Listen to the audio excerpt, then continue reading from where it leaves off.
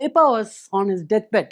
Everybody knows இன்னொரு half a day or 1 day தான் இவர் தாங்குவார்னு சினிமா இண்டஸ்ட்ரியில் எல்லாருக்குமே தெரியும்.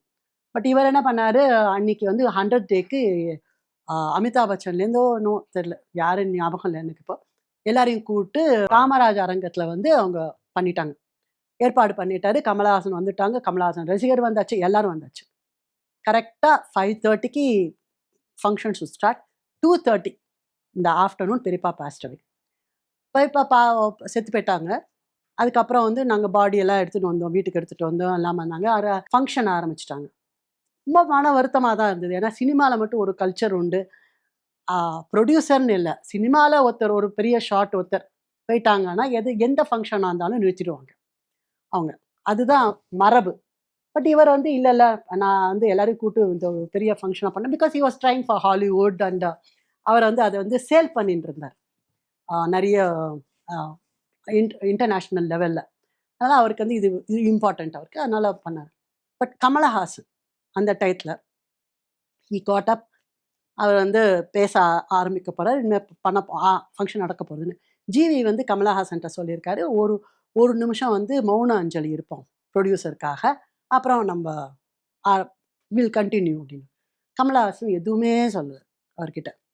ஹி காட் அப், ஒரு நிமிஷம் மௌன அஞ்சலி இருந்துட்டு ஹி செட், இங்கே தான் நீங்கள் கமலஹாசன் அவரோட எத்திக்ஸையும் நீங்கள், I need to tell this. அவர் என்ன சொன்னார், ப்ரொடியூசர் நிறைய இந்த படத்துக்கு உழைச்சிருக்காரு அவர், நம்ம எல்லாருக்குமே தெரியும் அவர் எவ்வளோ உழைச்சிருக்காருன்னு. அதனால் அவரோட பாடி வந்து வீட்டில் கிடக்கும்போது, அவங்க வீட்டில் இருக்கும்போது நம்ம இந்த ஃபங்க்ஷன் பண்ணுறது இட் இஸ் நாட் ரைட், அதனால நம்ம இந்த ஃபங்க்ஷனை கேன்சல் அப்படின்னு சொல்லிட்டு அவர் ரசிகர்கள்லாம் கத்த ஆரம்பிச்சிட்டாங்க. தலைவா, நான் உங்களுக்காக சார், உங்களுக்காக நாங்கள் மாலையெல்லாம் வாங்கிட்டு வந்திருக்கோம், என்ன பண்ணுறதுன்னு.